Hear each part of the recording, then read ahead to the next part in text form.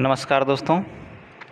इससे पहले दो वीडियो में मैंने हर्यक वंश, शिशुनाग वंश और नंद वंश की चर्चा की। आज हम बात करेंगे मौर्य वंश। नंद वंश के बाद मौर्य वंश मगध साम्राज्य पर अपना शासन किया। मौर्य वंश का संस्थापक चंद्रगुप्त मौर्य हुआ, जिसे कौटिल्य या चाणक्य ने तैयार किया था मगध के सम्राट के रूप में। तो चलिए आज मौर्य वंश के बारे में बात करते हैं और मौर्य वंश के कौन कौन से शासक ने मगध पर शासन किया। मुख्य रूप से मौर्य वंश के तीन शासक चंद्रगुप्त मौर्य, बिंदुसार और अशोक शासन किए।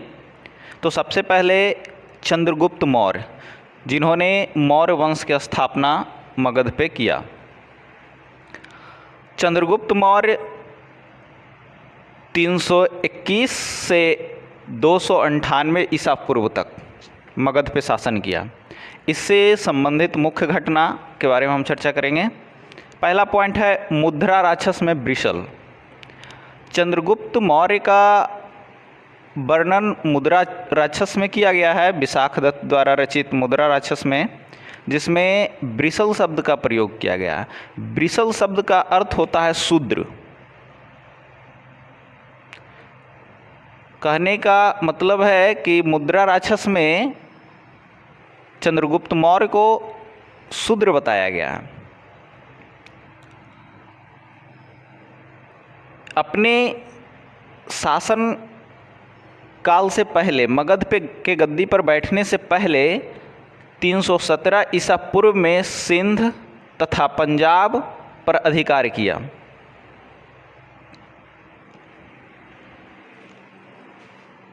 काटे पड़ेगा। मगध की गद्दी पर बैठने के बाद चंद्रगुप्त मौर्य ने 317 ईसा पूर्व में सिंध तथा पंजाब पर अधिकार कर लिया। उसके बाद 305 ईसा पूर्व में सेल्यूकस के साथ युद्ध किया। सेल्यूकस सिकंदर का राजदूत था। सिकंदर अपने राज्य को सेल्यूकस निकेटर को सौंप के गया था।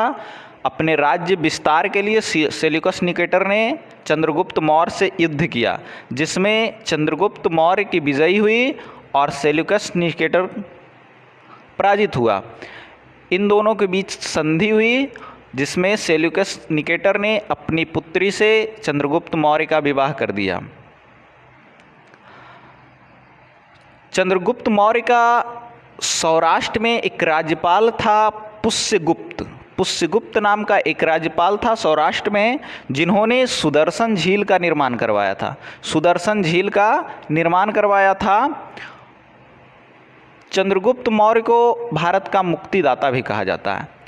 इन्होंने यूनान से भारत की रक्षा किया, यूनान से भारत को बचाया, इसलिए भारत का मुक्तिदाता भी इसको कहा जाता है।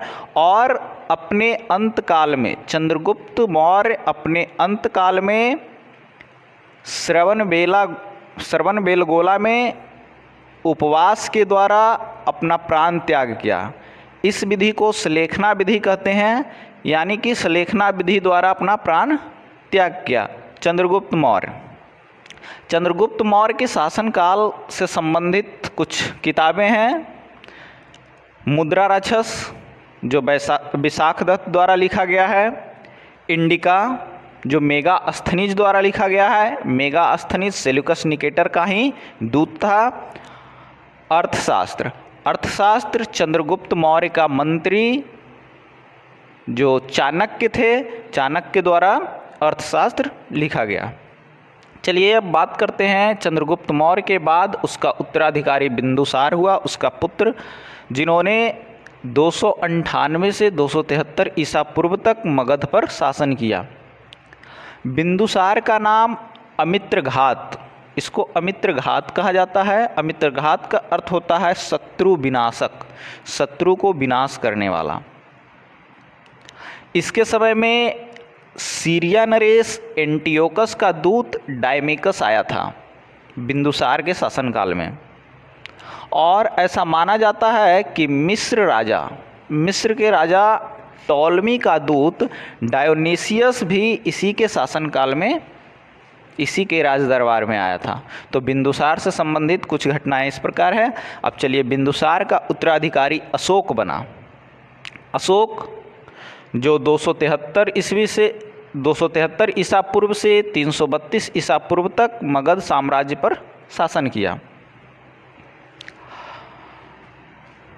इससे संबंधित कुछ घटनाएं हैं जिसके बारे में बात करेंगे। तो चलिए, सबसे पहले अशोक मगध के गद्दी पर बैठने से पूर्व, शासन संभालने से पूर्व इन्होंने अपने राज्य को मजबूत बनाया। मजबूत बनाने के बाद इसका राज्याभिषेक 269 ईसा पूर्व में हुआ। 4 साल तक यह अपने राज्य को मजबूत बनाने का प्रयास किया। उसके बाद अपना राज्याभिषेक करवाया 269 ईसा पूर्व में। अशोक का नाम कुछ अभिलेखों में अशोक मिलता है। उसके नाम ये हैं मस्की, गुर्जरा, नेटूर और उद्गोलम। ये 4 अभिलेख हैं जिसमें अशोक का नाम अशोक मिलता है। बाकी अभिलेखों में अलग अलग नाम से अशोक जाने जाते हैं। तो चलिए, 261 ईसा पूर्व में कलिंग युद्ध हुआ। कलिंग पर विजय बिंबिसार ने ही प्राप्त किया था। कलिंग पे विजय महापद्म नंद ने प्राप्त किया था।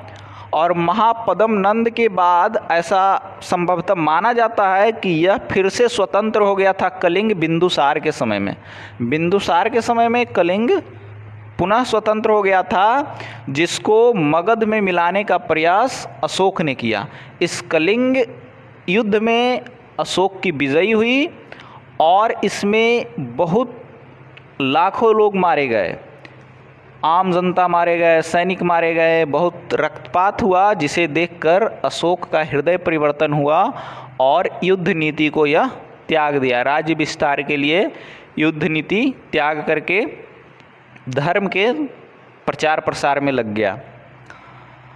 250 ईसा पूर्व में अशोक के समय में ही पाटलिपुत्र में तृतीय बौद्ध संगीति हुई थी। तृतीय बौद्ध संगीति भी अशोक के समय पाटलिपुत्र में हुआ था। और कहा जाता है कि अशोक बहुत महान सम्राट था, बहुत ही महान सम्राट मगध का हुआ, लेकिन इसका अंत बहुत दुखद हुआ। यह इसके जीवन यापन के लिए अंतिम समय में मात्र आंवले का आधा हिस्सा दिया जाता था अशोक को। अब चलते हैं, बात करते हैं कि इससे क्वेश्चन जो पूछे जाते हैं, बीपीएससी में बहुत सारे क्वेश्चन इससे पूछे जाते हैं। कहा, इसमें एक क्वेश्चन है जो बीपीएससी में पूछा गया है कि किसकी कृति में चंद्रगुप्त मौर्य का विशेष वर्णन किया गया है।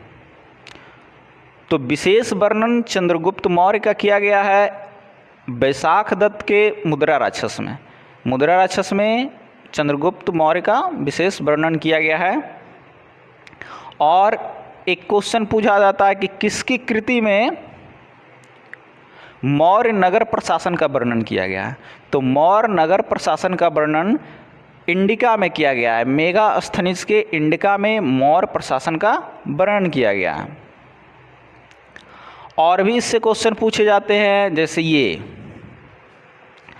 कलिंग युद्ध कब हुआ था, अक्सर पूछा जाता है। तो ये 261 ईसा पूर्व में कलिंग युद्ध हुआ था।